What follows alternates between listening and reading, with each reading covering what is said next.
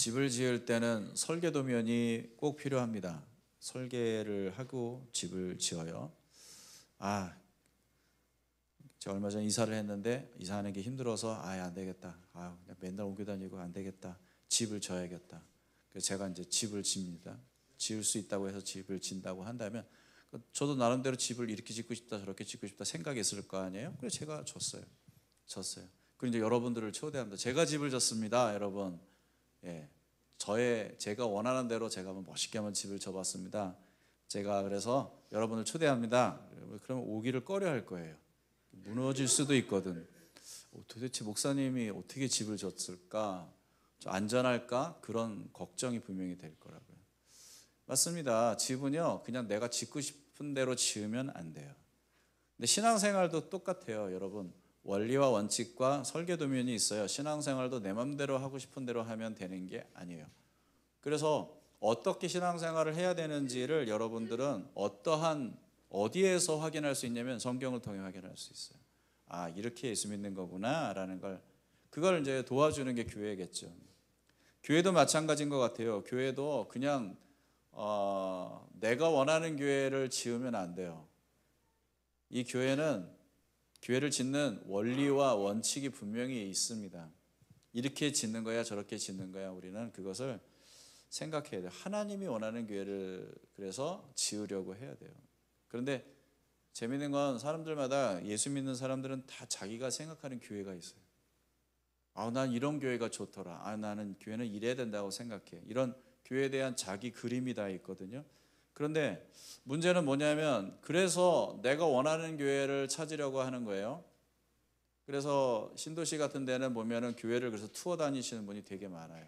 오늘은 이번 주는 이 교회, 다음 주는 저 교회. 그래서 내 입맛에 맞는 교회를 찾는 거죠. 여러분 정말 위험한 방법이에요. 내 입맛에 맞는 교회를 찾아야 되는 게 아니라 하나님이 어떤 교회를 세우기를 원하시는지를 여러분이 알고 그런 교회를 찾아가야 돼요. 더드림 교회는 완전한 교회가 아닙니다. 더드림 교회도 문제가 많은 교회일 수 있어요. 흠이 있고 실수도 있고. 그러나 중요한 건 뭐냐면 저희는 진실한 교회가 되고 싶어 해요. 저희는 진실한 교회가 되고자 노력해요. 그래서 끊임없이 하나님이 원하시는 디자인에 맞춰서 우리를 바꾸어 가려고 하는 의지가 있어요. 그런 교회가 더드림 교회라고 저는 생각합니다. 그래서 내년이 10년 후가 더 좋은 교회, 그런 교회가 더드림 교회라고 저는 생각합니다. 그런데 이런 교회는 그냥 만들어지는 건 아니에요. 하나님은 교회를 어떻게 세우시냐면 사람을 통해 만드세요. 그래서 하나님은 사람을 필요로 하세요. 어떤 사람을 통해서 하나님은 교회를 세우실까? 제가 왜 베드로전서 얘기하다가 말씀 나누다가 갑자기 오늘 이 말씀을 나누게 됐냐면 오늘 언약가족 2024년도 언약가족 헌신 서약서를 여러분들에게 배포했습니다. 저 현관에 교회 문 앞에 그 책 밑에 거기에 비치해 놨습니다. 서약서를 이제 받으시고 우리는 1년에 한 번씩 언약가족 서약을 하는데 하나님이 어떤 사람을 통해서 교회를 세우시는지를 오늘 좀 곰곰이 생각해보고 내가 그런 사람으로 하나님 앞에 헌신할 수 있을까를 한번 좀 생각해 보기를 좀 바라는 마음에서 이건 언약 가족들에게만 해당되는 얘기는 아니고 우리 모두가 다 교회의 지체로서 하나님이 원하는 교회를 세우려고 하는 것에 동의하고 또 함께 협력해야 되기 때문에 이건 절대 목사 혼자 만들어낼 수 있는 일도 아니고 우리가 함께 만들어야 되는 일이기 때문에 그래서 여러분들과 함께 이 말씀을 나누는 것입니다. 언약가족 디딤돌이라는 과정이 토요일 날 끝났어요. 그건 그저 양육 프로그램이 아닙니다. 그리고 우리가 하고 있는 모든 그 풍성한 삶의 초대, 풍성한 삶의 첫걸음, 풍성한 삶의 기초, 언약가족 디딤돌, 이 모든 과정은 그냥 양육 프로그램이 아니에요. 이것은 교회를 세우는 일입니다. 그래서 한 사람, 교회를 세우는 데 필요한 한 사람 한 사람을 하나님 나라의 일꾼으로 세워나가는 그런 과정이에요. 그렇게 생각을 해 주셔야 됩니다. 우리가 그러면 꿈꾸는 교회, 성경이 말하는 교회, 하나님이 마음에 품고 계신 그 교회를 우리는 죽음이라도 이 땅에 담아서 세워낼 수 있습니다. 교회는 그런 사람들이 필요합니다. 어떤 사람이 필요할까요? 교회를 세우기 위해서는 도대체 어떤 사람이 필요할까? 오늘 본문에서 우리는 그러한 이상적인 모범이 될 만한 교회를 발견합니다. 안디옥 교회라고 하는 교회예요. 초대교회의 정말 중요한 교회의 모습을 우리는 이 교회를 통해서 발견할 수 있는데, 이 안디옥 교회를 보면 세 가지 특징을 가진 사람들을 통해 이 교회가 시작되었다고 말해도 틀리지 않을 것입니다. 그 세 가지 특징이 뭔지를 여러분과 좀 나누고 싶어요. 첫째는 뭐냐면 그리스도를 따르기 위해 안전한 곳에서부터 벗어나는 모험을 하는 사람들, 그리스도를 따르기 위해 안전한 곳에서부터 벗어나려고 날 수 있는 모험을 선택하는 사람들, 이런 사람들을 통해서 하나님은 하나님의 교회를 세우세요. 19절을 한번 같이 볼까요? 19절 시작. 스데반에게 가해진 박해 때문에 흩어진 사람들이 페니키아와 키프로스와 안디옥까지 가서 유대 사람들에게만 말씀을 전하였다. 여기 스데반이 순교를 당하면서 유대와 예루살렘과 유대의 그 땅에 대대적으로 기독교인들에 대한 탄압이 일어나기 시작했어요. 그래서 기독교인들이, 예루살렘에 모여있던 기독교인들이 뿔뿔이 다 흩어졌단 말이에요. 거기에 모여있던 분들 중에 상당 부분들은 오순절을 지키기 위해서 각 처처 나라에서 모여와서 거기서 이제 절기를 지키려고 했던 유대인들, 디아스포라라고 하죠. 디아스포라 유대인들이었을 텐데, 여기서 예수님을 만나서 인생이 바뀐 거예요. 그러니까 집으로 안 가고 여기 모여가지고 여기서 교회를 세우고 여기서 헌신하면서 여기서 이제 막 공동체가 세워지기 시작했는데, 대대적으로 스데반의 죽음 이후로 대대적인 이제 유대교회에 대한, 유대인들에 의해서 압박과 핍박을 받게 됐거든요. 그래서 다시 본국으로 다 돌아가기 시작한 거예요. 다 흩어졌어요. 그런데 거기 가서 이제 내가 만난 예수를 사람들에게 전해야 되잖아. 그런데 뭐라고 돼 있냐면은 각자 가서 사람들이 페니키아와 키프로스와 안디옥까지 가서 유대 사람들에게만 말씀을 전했다고요. 유대 사람들에게만. 왜 그래요? 유대적 사고의 틀을 아직은 초대 기독교인들은 벗어나지 못한 부분이 있어요. 처음에 예수 믿었던 사람들은 다, 기독교인들은 다 유대인이에요. 그러니까 이 사람들은 유대교와 기독교 이렇게 분리해서 생각 안 했다고. 그러니까 자연스럽게 유대인에게 전하는 거지. 그리고 그 당시 유대인들은 하나님을 믿는, 하나님께 선택받은 사람들은 유대인이라고만 생각했어요. 이방인들은 하나님이 버린 자식들이야. 그건 그래서 이방인들은 사람 취급을 안 했던 그런 기본적인 어떤 개념들이 유대인들에게 있었기 때문에, 그러니까 이 초대 기독교인들조차도 그 틀을 벗어나지 못한 상태에서 이제 유대인들에게만 복음을 전했다, 그런 얘기거든요. 이건 너무 편협한 유대인들의 문제가 아닌가 하는 생각을 하지만, 이거는 유대인들의 문제만이 아니라 우리들의 문제일 수도 있어요. 우리도 그런 편협한 생각에 사로잡힐 수가 있거든요. 저 사람은 절대 예수 믿을 사람이 아니야. 내가 특별히 가까이 잘 알고 지내는 사람 중에는 분명히 저건 죽었다 깨어나도 복음을 받아들이지 않을 인간이야, 포기한 사람들이 분명히 있을 거란 말이에요. 그러니까 여러분, 그런 것도 하나의 편견일 수가 있겠죠. 그리고 이런 편견은 그러한 복음을 전해야 될 대상에서뿐만 아니라 우리 안에 또 다양한 모습으로 자리 잡고 있을 수도 있어요. 이러한 편견이 유대 사회를 개토화시켰던 것처럼, 개토라는 말은 왜 특정한 종족이나 어떤 종교 집단이 거주하는 지역을 말하는 거예요.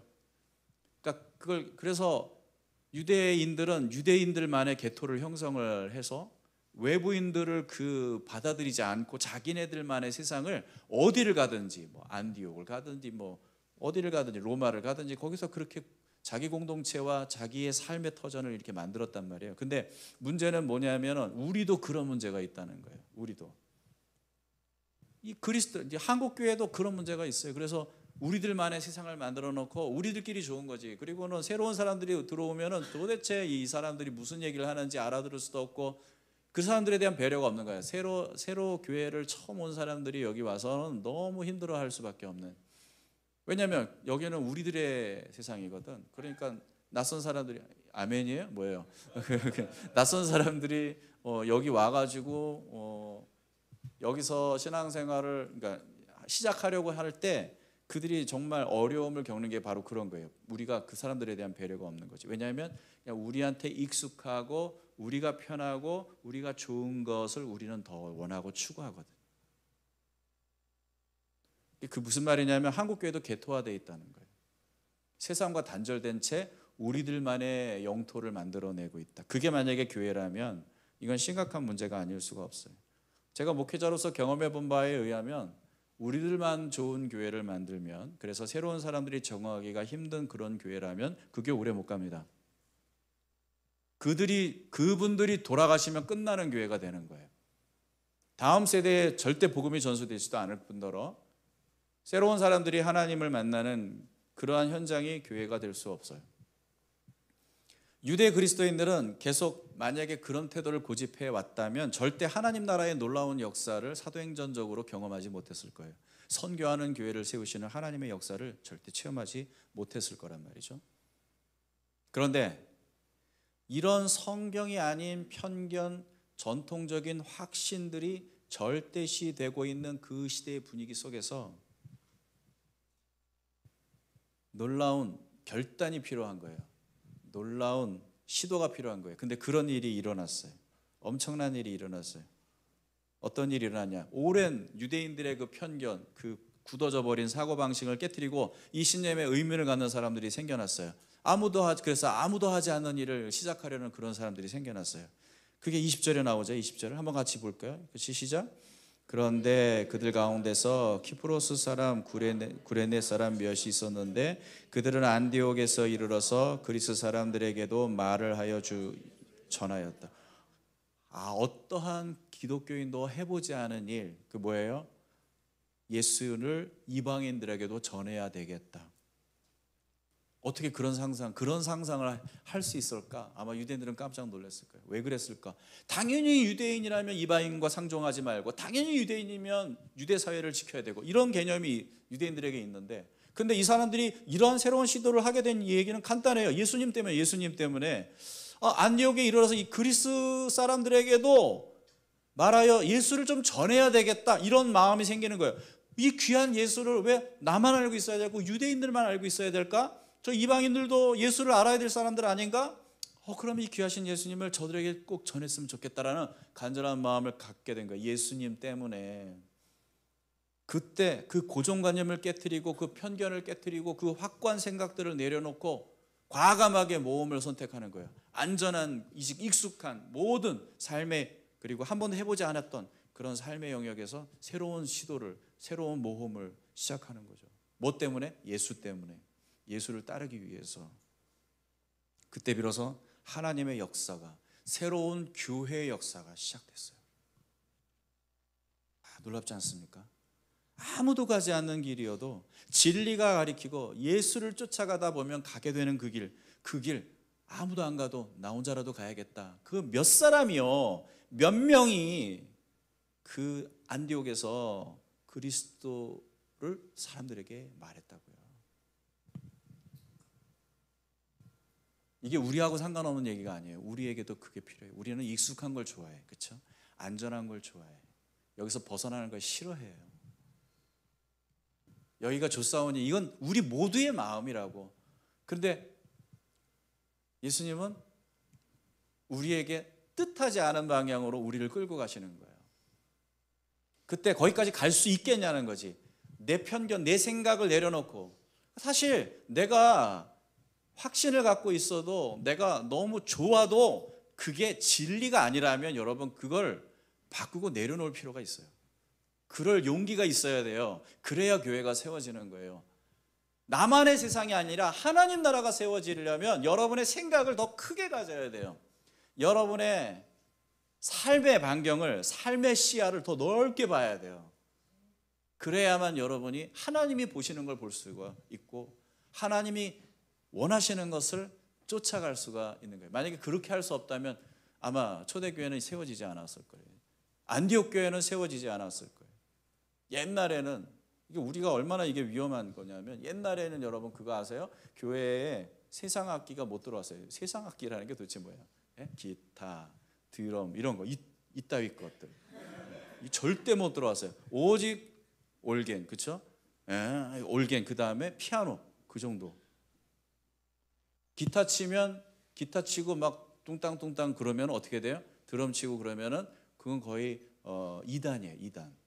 2단이에요. 그리고 찬송가 안 부르고 복음성가 부르고 그러면은 저거 교회가 타락했나 이런 생각을 할 수밖에 없는 그런 시대도 옛날에 있었어요. 그러니까 생각해 보면 그 관점에서 그 옛날의 그 고정관념을 통해서 보면 더드림 교회는 타락한 2단 교회지. 그렇게 되는 거란 말이에요. 근데 시대마다 우리가 고수했던 것들이 바뀔 수가 있잖아요. 진리는 바뀌면 안 되지만 그 진리를 담는 그릇은 언제든지 바뀔 수 있단 말이에요. 근데 우리는 그릇을 진리처럼 생각한다고. 내 경험을 진리라고 생각한다고. 내가 해왔던 것을 진리라고 생각한다고. 그걸 건드리면은 뭐 진리가 위협받는 것처럼 그렇게 반응을 한다고요. 그런 게 우리에게는 어떻게 보면 극복해야 될 문제일 수 있어요.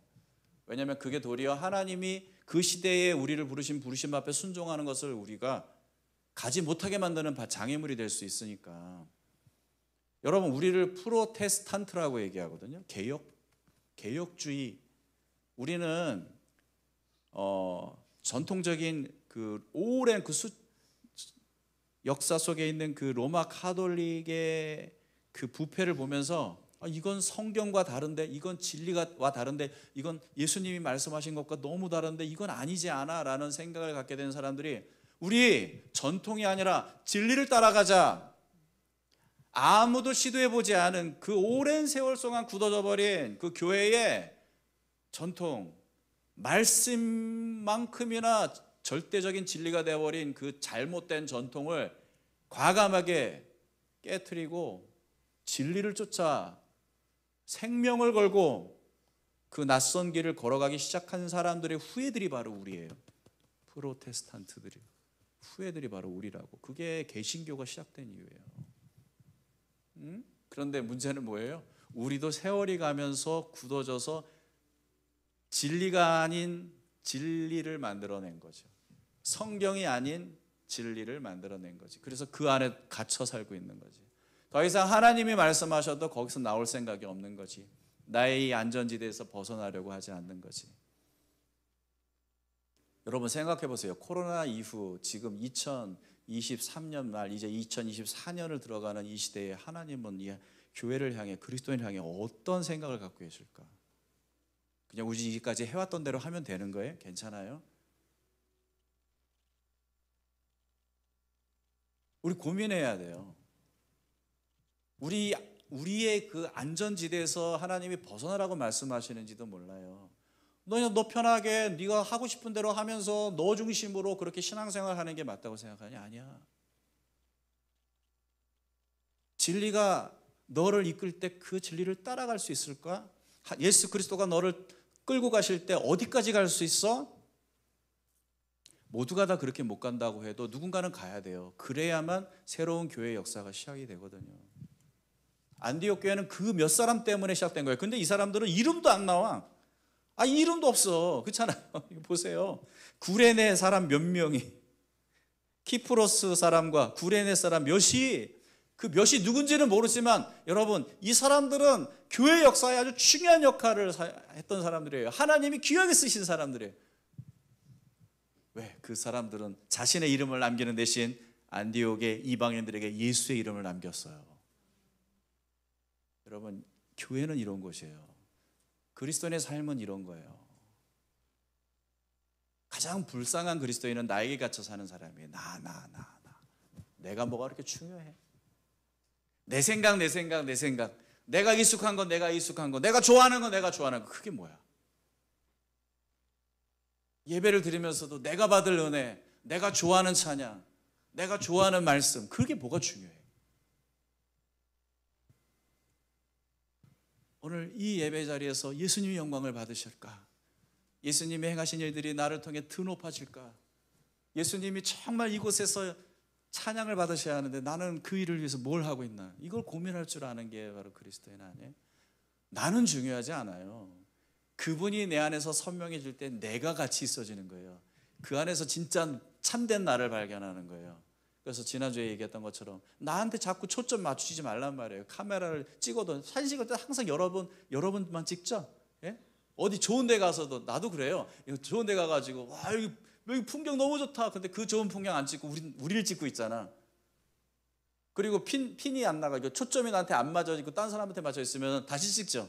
나한테 맞춰야 되는 거죠. 이게 우리의 생활 방식 아니에요? 내가 중요하고 내가 초점을 보고 항상 내가 나 생각하잖아. 여러분, 그래서는 교회가 안 세워져요. 예수만 바라보는 사람들이 더 많아져야 돼. 그래야만 교회가 세워져요. 그분이 원하시는 것이 이루어진단 말이에요. 초대교회 안디옥 교회는 그렇게 시작됐어요. 두 번째, 안디옥 교회 하나님이 사용하셨던 사람들의 특징은요, 예수 그리스도를 따르는 길을 독려하고 격려하는 사람들이에요. 그런 사람들을 통해서 이 안디옥 교회가 세워졌어요. 안디옥의 이방인들이 막 예수를 믿기 시작했다고 하니까 이 전대미문의 사건에 대한 소식을 듣고 예루살렘 교회가 발칵 뒤집어졌어요. 아니 어떻게 세상에나 유대인 이방인들도 예수를 믿어? 뭐 그런 일이 다 있었어? 너무 놀래가지고 아주 믿을 만한 사람을 안디옥에 파송했어요. 그 사람의 이름이 바나바예요. 바나바. 이 바나바는 원래 이름이 바나바가 아니고 원래 이름은 요셉이에요.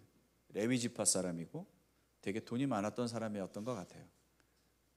사도행전 4장에 가보면 이 사람에 대한 얘기가 나오는데 한번 읽어볼까요? 36절 같이 시작. 키프로스 태생으로 레위 사람이요 사도들에게 바나바고 위로의 아들이라는 뜻의 별명을 받은 요셉이 자기가 가지고 있는 밭을 팔아서 그 돈을 가져다가 사도들의 발 앞에 놓았다. 바나바라는 뜻이 뭐라고요? 위로의 아들이라는 뜻인데요. 이건 교회가 그 사람에게 붙여준 별명이에요. 그러니까 이 사람이 어떤 사람인지 대충 아시겠죠? 사람들을 막 격려하고 위로하고 사랑하고 섬기는 일, 자기가 가진 것을 기꺼이 내어놓아서 사람들의 필요를 공급하는 그런 사람이었어요. 그러니까 바나바가 가는 곳마다 회복이 일어나고 바나바가 가는 곳마다 치유가 일어나고 바나바가 가는 곳마다 하나됨이 일어나고 막 이런 일들이 일어나는 거죠. 다시 용기를 얻고 다시 믿음을 갖게 되고. 와, 여러분 교회는 이런 사람이 필요해요. 이런 사람이 있어야 돼요. 이런 사람이 있어야 교회가 진짜 교회가 될 수 있는 거예요. 옆 사람에게 얘기해서 당신이 바나바이십니까? 이렇게 하면 당신은 바나바이십니까? 아멘, 아멘. 바나바가 되시기를 바랍니다. 가는 데마다 막 분열을 일으키고 가는 데마다 사람들 힘들게 하고 무거운 짐을 지게 만들고 그러면 안 되죠. 이 바나바는요 사람들을 격려했어요. 바나바가요 이 안디옥 가서도 그렇게 했어요. 안디옥 가서도 어떻게 하냐면 11장 23절을 보면 뭐라고 되어 있습니까? 23절에 보면 읽을 수 있을까요? 바나바가 가서 하나님의 은혜가 내린 것을 보고 기뻐하였고 모든 사람에게 굳센 마음으로 주님을 의지하라고 권하였다. 여기서도 격려하고 있잖아요. 여기서도 사람들에게 독려하고 있잖아요. 막 믿음 생활 하다가 막 지친 사람들에게 막 등 두드리고 괜찮아, 할 수 있어. 하나님이 너를 사랑하셔. 힘내자, 내가 도와줄게. 그러면서 그 예수 따르는 길을, 그 믿음의 길을 걸어가는 데 있어서 그들은, 이 바나바는 열심히 사람들에게 긍정적인 영향을 미쳤어요. 이런 사람들이 바로 교회의 영적인 어른들이에요. 교회의 영적인 어른들. 멋있잖아요. 제가 금요일 날 전도사님 설교 들으면서 은혜를 많이 받았는데, 설교 중에 제 마음에 깊이 남은 게 라떼는 마리아라는 말이었어요. 그게 마음에 계속 묵상이 되더라고요. 혹시 내가 꼰대 아닌가 이런 생각이 들더라고요. 라떼는 마리아, 안 그랬는데 니네들 왜 그러니? 막 이런 마음을 갖고 혹시 나는 사람들을 대하고 있는 거 아닐까? 근데 이런 생각을 하게 돼요. 여러분, 꼰대와 이건 제 묵상의 결과인데, 꼰대와 어른의 차이가 뭘까요? 꼰대와 어른의 차이. 한번 스스로 생각해 보세요. 꼰대는 입으로 말하는 사람이에요. 어른은 삶으로 말하는 사람이에요. 맞지 않습니까? 그리고 꼰대는 가르치려 드는 사람이에요. 그런데 어른은 가르침 받고 싶은 사람이에요. 저는 어른이 되고 싶어요. 어른이 되고 싶어요. 교회 안에 꼰대가 많으면 죄송합니다. 뭐 설교할 때 이렇게 표현하니까 되게 이상하네. 교회 안에 꼰대가 많으면 건강한 교회는 세워지지 않습니다. 절대로 세워지지 않습니다. 그 꼰대분들이 다 기득권을 갖고 있거든요. 기성교회들은 보면. 죄송합니다. 모든 교회가 그런 건 아니에요. 모든 교회가 그런 거예요. 제가 다시 한번 말씀드리지만 모든 교회가 그런 거 아니에요. 일부 교회가 그래요. 네. 그런 분들이 중요한 영향력을 행사하는 자리에 계시면 교회는 건강하게 세워지지 않아요. 그럼 불보듯 뻔해요. 어른들이 많이 있어야 돼요. 교회 안에는 어른들이 많이 있어야 돼요.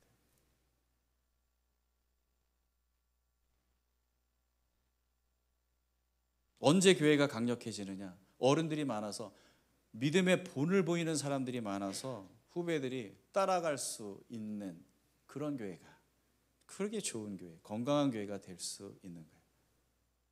우리 교회도 좀 그런 어른들이 많아지기를 기대합니다. 이 언약 가족들, 여러분, 당신들이 그런 사람들이 되길 주의 이름으로 축원합니다. 그래, 이건 언약 가족만 해당되는 아니에요.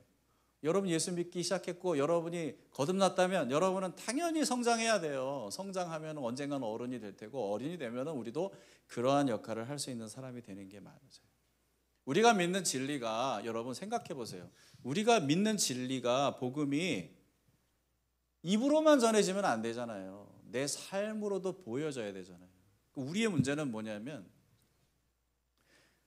여러분이 TV를 살 때 막 서라운드 오디오가 빵빵한데 화면이 안 나오는 TV가 있고, 아무튼 소리는 제 들리랑 말랑 하는데 화면은 그냥 UHD 고화질 선명한 그런 TV가 있어요. 그럼 뭘 사시겠어요?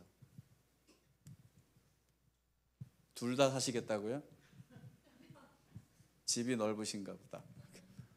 여러분, 문제가 뭐냐면 하나님이 원하시는 그리스도인은 믿는 것을 말하고 말한 것을 사는 사람 아니겠습니까? 여러분, 다시 한번 말씀드리지만 그런 사람들이 교회에 많아질 때 교회가 건강해지는 거예요. 말만 하는 사람이 아니라 말하는 걸 살아내는 사람이에요. 그러니까 오디오와 비디오가 함께 잘 작동이 되는 그리스도인의 삶, 그런 사람들이 주변에 있으면 보고 배워요. 듣고 배우고 보고 배워요. 근데 듣는 게 신뢰가 가는 건 보이기 때문이거든요.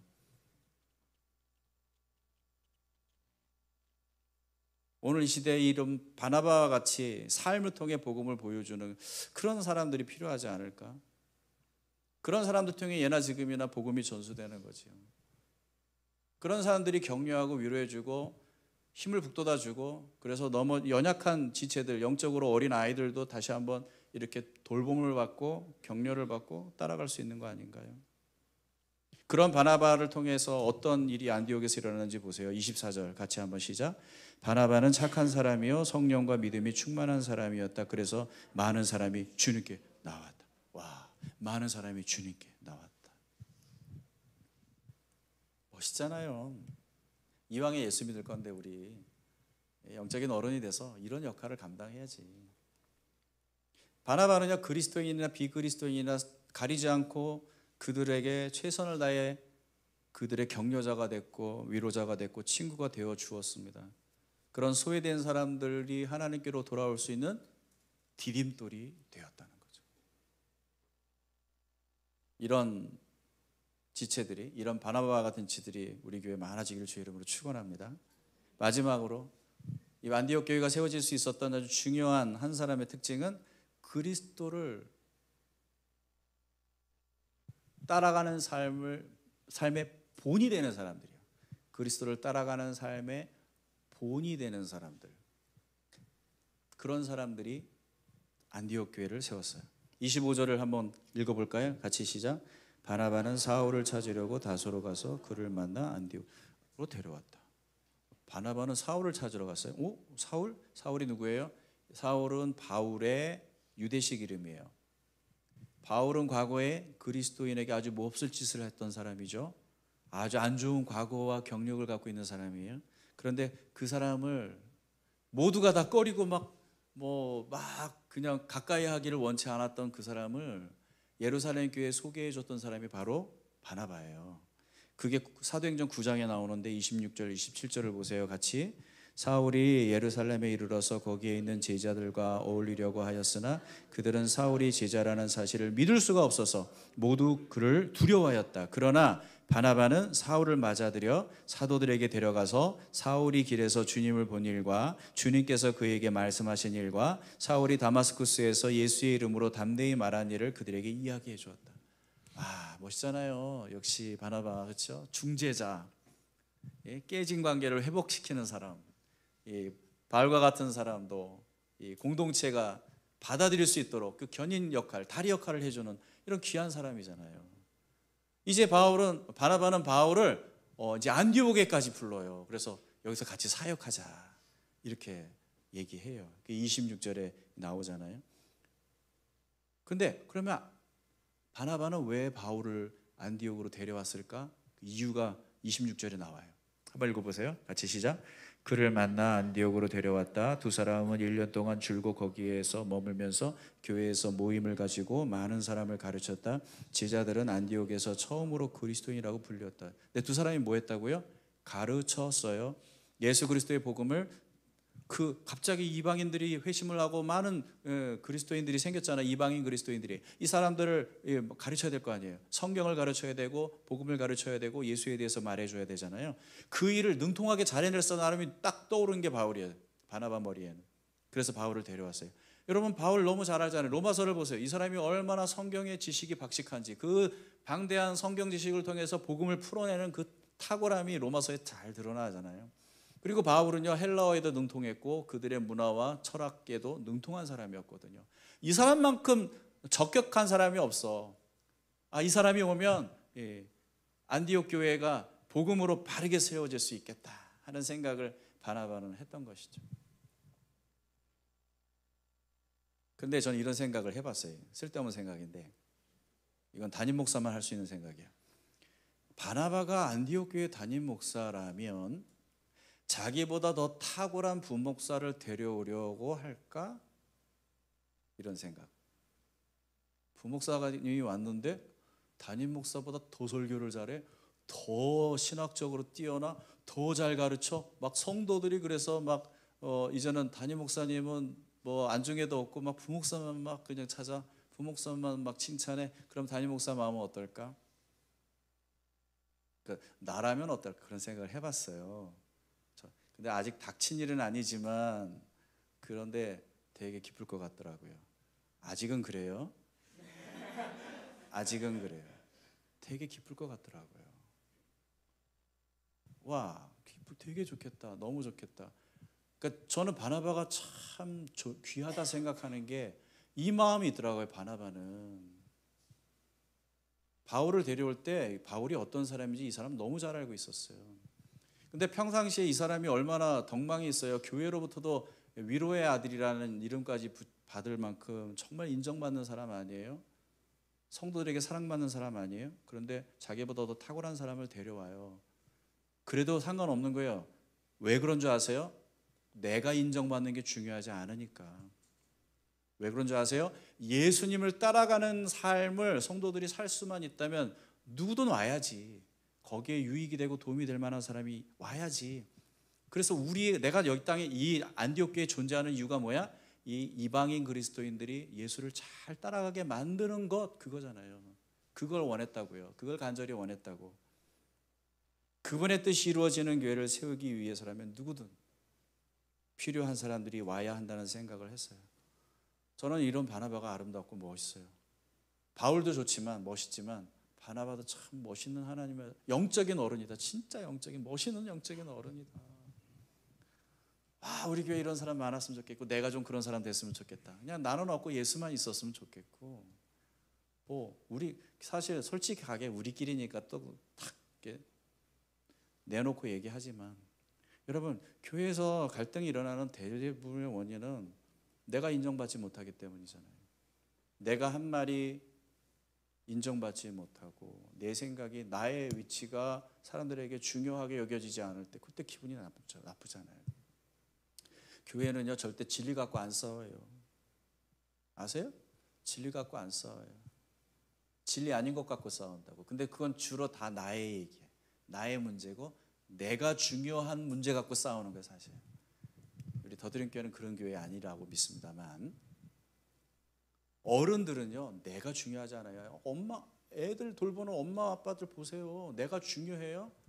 애가 빽 하고 울면 기다려. 나 지금 밥 먹고 있는 거 안 보여?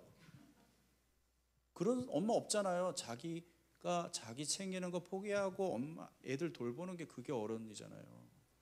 교회 안에 그런 영적인 어른들이 있어야 된다고요. 우리는요, 예수만 중요한 사람들이 되는 거죠. 어른들은, 영적인 어른들은. 아직 영적으로 어린 사람들은 그게 무슨 의미인지 잘 몰라요. 그러니까 돌봄이 필요하고 관심이 필요한 건 맞아요. 근데 언약가족 이상 되신 분들은 이제는 나를 좀 내려놓고 예수님에게 초점 맞추며 살아야죠. 아유, 내가 좀 잊혀지면 어때?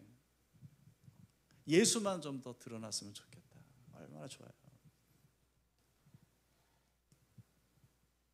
그러니까 저도 은퇴할 때가 이제 언젠가 올 거 아닙니까? 은퇴할 때 그러니까 나보다 더 훌륭한 사역자가 여기 있고, 그리고 여러분들이 너무 예수님을 뜨겁게 사랑하기 때문에, 그러니까 나라는 존재는 그렇게 중요하지 않기 때문에 그냥 우리 모두가 다 함께 그렇게 아름다운 교회 공동체에서 예수를 바라보고 세워져 나가는 것 때문에 기꺼이 즐거이 그냥 이렇게 잊혀지면 좋겠어요. 저도 거기에 대해서 막 상실을 하고 불면 이제 그럴 수 있어.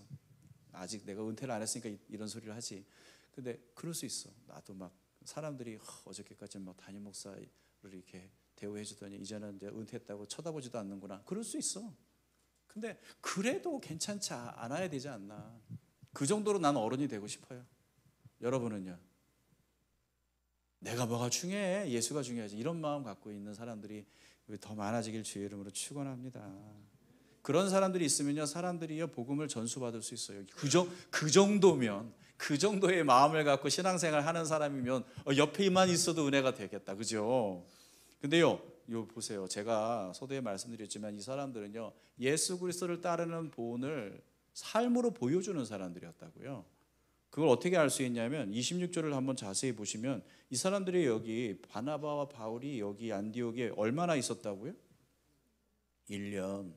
두 사람은 1년 동안 줄곧 거기 머물면서 줄곧 그들과 함께 머물었어요. 그들과 함께 공동체적 생활을 하면서 그들을 가르치고 그들에게 복음을 설명하고 그들을 훈련시켰던 게 분명한데, 여러분 1년이 지나서 무슨 일이 일어났어요?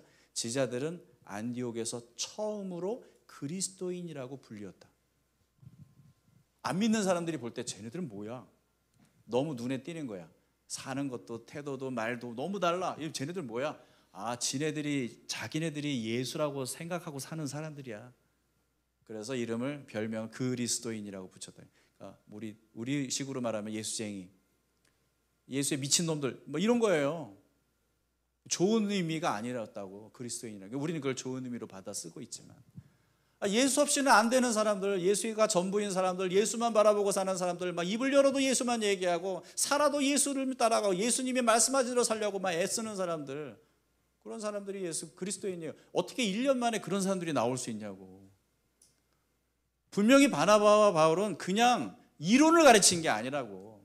같이 살면서 그들의 삶으로 복음을 가르치고 예수 따라가는 법을 가르친 게 분명하다고요. 더군다나 바울은 얼마나 기가 막힌 경험이 있어요. 그가 어떻게 예수를 만나서 인생이 바뀌었는지, 그는 할 말이 정말 많은 사람 아니에요. 그래서 그 성경을 보면 바울이 복음을 전하기 위해서 자기의 그 과거를 드러내는 경우가 몇 번 있어요. 그게 얼마나 그 사람에게 또 이방인들에게는 복음을 받아들이기에 아주 좋은 그러한 간증이 됐겠습니까? 아무튼 중요한 건 뭔지 아세요? 이 사람들은 그냥 성경 지식만을 전달하지 않았어요. 예수님도 우리에게 마지막 그 승천하시기 전에 부탁하신 게 그런 거예요. 마태복음 28장 20절을 보세요. 뭐라고 되어 있습니까? 내가 너희에게 명령한 모든 것을 그들에게 가르쳐 지키게 하라 그랬어요. 우리가 누군가에게 복음을 전할 때는 그건 그 사람이 그냥 듣고 좋죠? 이렇게 생각하도록 전하는 게 아니라 살아야지, 이 말씀을 따라, 이 진리를 따라, 복음을 따라 같이 삽시다라는 전제가 있는 거예요. 살려면 어떻게 돼요? 내가 나를 좀 보세요. 내가 이렇게 살고 있잖아요. 이렇게 하는 거예요.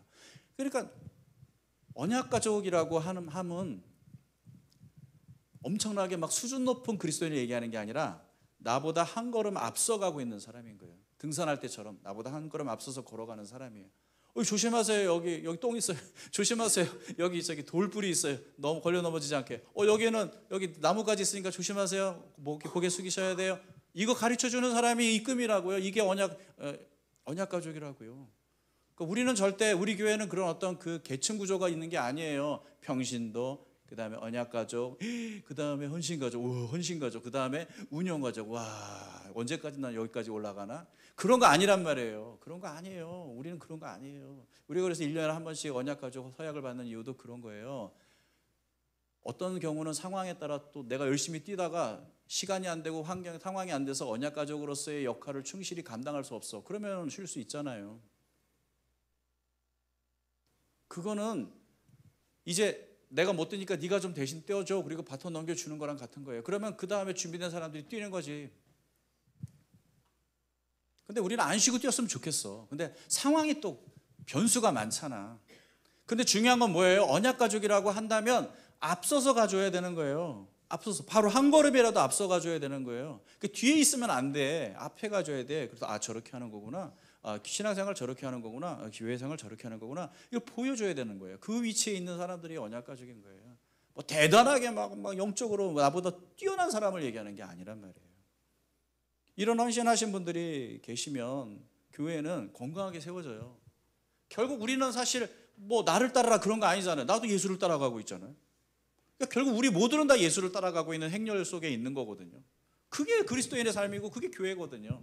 그러니까 중요한 건 뭐냐면 가만히 앉아있고 그냥 가만히 이렇게 그냥 팔짱 끼고 구경만 하지 말라는 거예요. 우리는 구경꾼이 아니란 말이에요. 우리는 구경꾼이 아니에요. 우리는 하나님 나라를 위해서 한 걸음 한 걸음 걸어나가는 이 아름다운 여정에 참여하고 있는 사람들이란 말이에요. 그러니까 우리는 그 행렬 안에 있어야 돼요.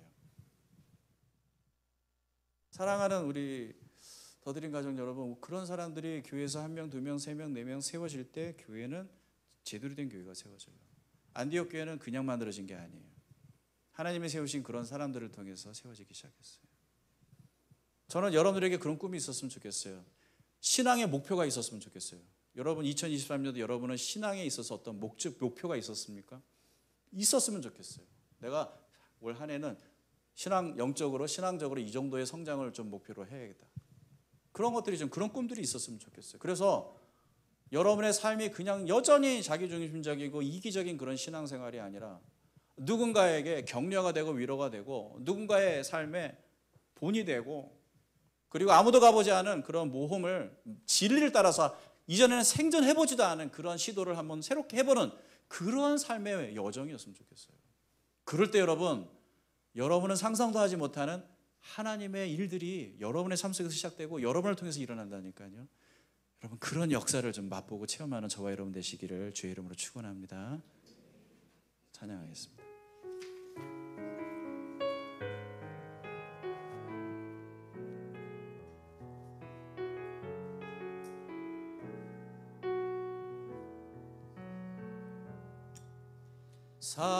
사람이 넘치기보다 사랑이 넘치는 교회 섬김은 말하기보다 섬김의 기쁨 알아가는 교회 세상이 주목하기보다 주님이 주목하는 교회 화려한 겉모습보다 중심이 주를 향한 교회 주님이 피로 사신 아름다운 교회 서로를 사랑함으로 하나 되는 교회 주님이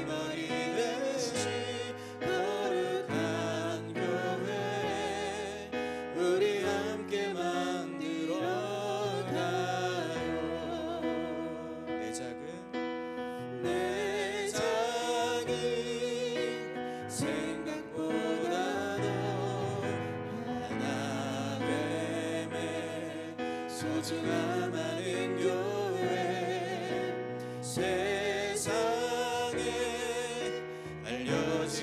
알려지기보다 서로가 서로 깊이 아는 교회 주님이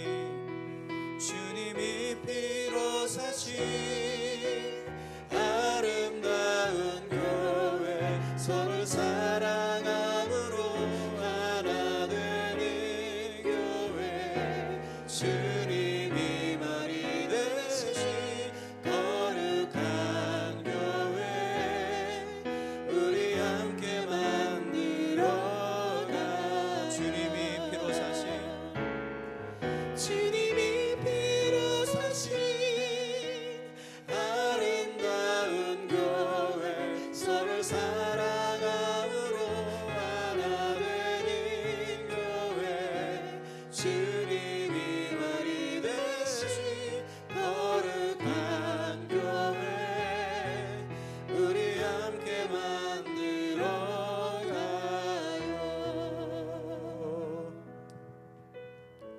우리 함께 만들어가요. 그렇죠? 이건 우리가 함께 만들어가야 할 일이죠. 하나님의 교회를 세우는 일은 아마 하나님은 이 세상, 이 소망 없는 세상, 이 절망스러운 세상에 회복과 치유의 유일한 방법이 교회라고 말씀하시는 것 같아요. 그게 성경이 우리에게 들려주는 하나님의 음성이에요. 그렇다면 우리가 해야 될 일은 교회예요. 교회를 세워야 되는 거예요. 여러분 한 사람 한 사람은 다 교회의 일원이에요. 그러나 이 교회는 우리가 우리의 몫을 감당할 때 세워져요. 그게 무엇인지를 우리는 오늘 말씀을 통해 배웠고요. 하나님, 이제는 나 중심적인 내가 편한 신앙생활에서 좀 이 안전지대에서 좀 벗어났으면 좋겠습니다. 그리고 예수를 따라가는 그 길, 때로는 그 길이 내가 원하지 않는 길일 수도 있지만 그래도 예수님을 쫓아가다 보니 갈 수 있는 길이라면 기꺼이 모험하는 그런 신앙이었으면 좋겠습니다. 그리고 그 길 혼자 가지 않고 서로 독려하고 격려해서 같이 가는 사람이었으면 좋겠습니다. 그리고 그 길 걸어가는 삶을 사람들에게 보여주고 한 걸음이라도 앞서가서 뒤에 따라오는 사람이 불편하지 않게 길을 잃지 않게 도와줄 수 있는 삶이었으면 좋겠습니다. 하나님 우리에게 그런 신앙의 여정이 시작되게 해 주시옵소서. 우리 같이 한번 기도하며 나가겠습니다.